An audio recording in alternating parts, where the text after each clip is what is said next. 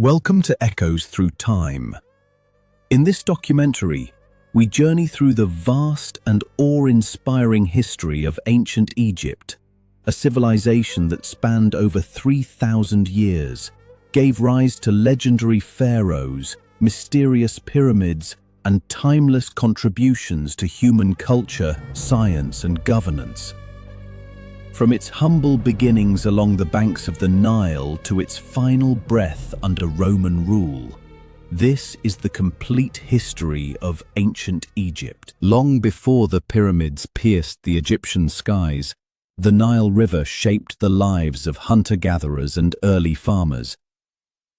By 5000 BCE, Neolithic communities had settled along the Nile's fertile banks, taking advantage of the annual inundation that enriched the soil. The Sahara, now an arid desert, was once green and teeming with life. As climate changes drove people toward the Nile, communities evolved from scattered tribes into complex societies. Pottery, agriculture, animal domestication, and early trade networks marked the pre-dynastic period. These early societies began to form regional centers, eventually coalescing into two major kingdoms, Upper Egypt in the south and Lower Egypt in the north. This duality would become a defining feature of Egyptian culture, symbolized by the pharaoh's double crown. Around 3100 BCE, the legendary King Narmer, also known as Menes, unified Upper and Lower Egypt, marking the start of the First Dynasty and the Archaic period. The Old Kingdom, often called the Age of the Pyramids, saw the rise of Egypt's first centralized state and monumental architecture. Pharaoh Djoser of the Third Dynasty commissioned the Step Pyramid at Saqqara, designed by his architect, Imhotep. This innovation led to the era of true pyramids. Under pharaohs Sneferu, Khufu, Khafre, and Menkaure of the Fourth Dynasty, the Giza Plateau became a symbol of eternal power. The Great Pyramid of Khufu remains one of the seven wonders of the ancient world. The pharaoh was seen as a divine intermediary, and massive resources were mobilized for tomb construction and afterlife preparations. Hieroglyphic writing developed further, and administration grew more complex. Despite its grandeur, the Old Kingdom declined due to internal strife, climate shifts, and weakening royal authority. Provincial governors gained power, leading to fragmentation. This era was marked by political chaos and decentralization. Egypt split into rival kingdoms. The Memphis-based rulers lost control, while local nomarchs asserted autonomy. Despite instability, art and literature flourished, offering insight into individual perspectives. Texts like the Admonitions of Ipuwer reflect societal concerns. Eventually, a powerful southern family from Thebes reunited Egypt. Mentuhotep II of the 11th dynasty emerged victorious and initiated the Middle Kingdom. The Middle Kingdom restored stability and ushered in a renaissance of culture and administration. Pharaohs centralized control, improved irrigation, and expanded into Nubia for gold and resources. The capital moved to Ichtwi, near modern-day Fayum. Art became more realistic, and literature reached new heights. Tales like The Story of Sinuhe and The Eloquent Peasant illustrate the moral and philosophical concerns of the time. Religious beliefs also evolved. The idea of the afterlife became more accessible beyond royalty, and the god Osiris rose in prominence. As the kingdom expanded, trade and influence, it also faced external pressures. In time, the Eastern Delta saw the rise of Asiatic immigrants, setting the stage for the Second Intermediate Period. This period witnessed foreign domination and internal conflict. The Hyksos, a Semitic people from the Levant, seized control of northern Egypt and established their capital at Avaris. The Hyksos introduced new technologies, the horse-drawn chariot, composite bow, and advanced metallurgy. Though viewed as invaders, they also contributed to Egyptian military innovation.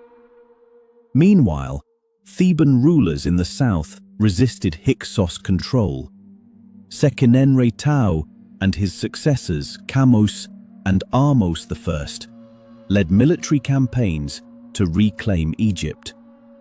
Ahmose I succeeded in driving out the Hyksos, reuniting the land and founding the 18th dynasty, which began the New Kingdom. The New Kingdom represents the height of Egyptian power and imperialism. Pharaohs ruled vast territories, commanded armies, and constructed majestic temples. Ahmose I rebuilt the nation, while successors like Thutmose I and Thutmose III expanded Egypt into a true empire, conquering territories in Nubia and the Levant. Queen Hatshepsut, one of Egypt's most remarkable rulers, launched trade missions and monumental building projects. Her reign was one of peace and prosperity.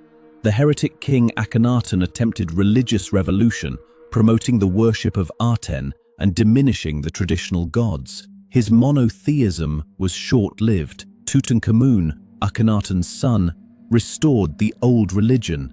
Though his reign was brief, his nearly intact tomb, discovered in 1922, captivated the world. Ramses II, or Ramses the Great, reigned for 66 years, fought the Hittites at Kadesh, and signed the first known peace treaty.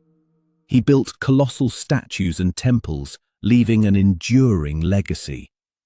After Ramses' reign, the kingdom declined.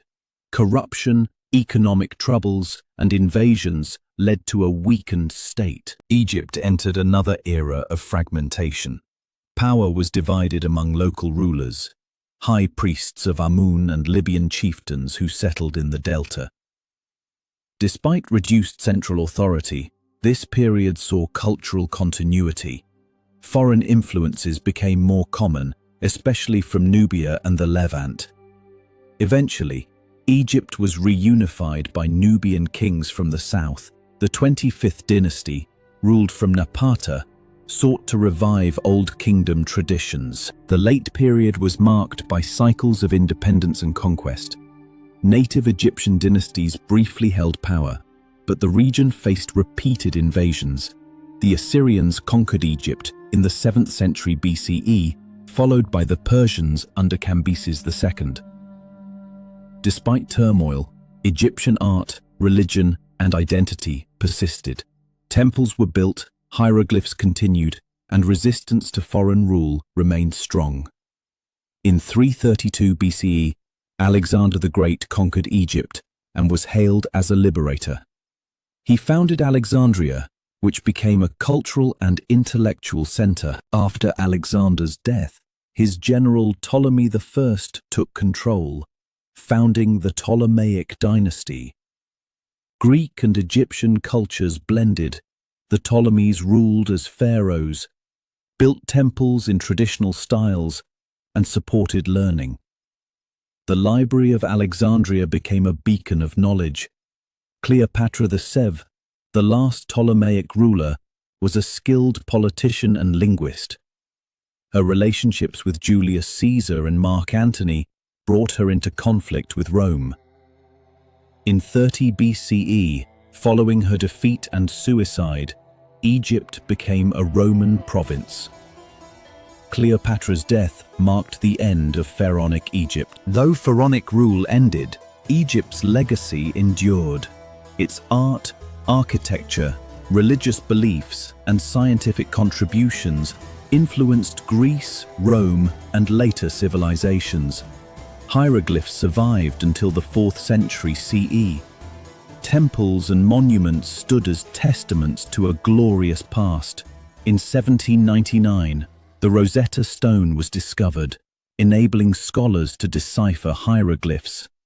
Egyptology was born, sparking global fascination.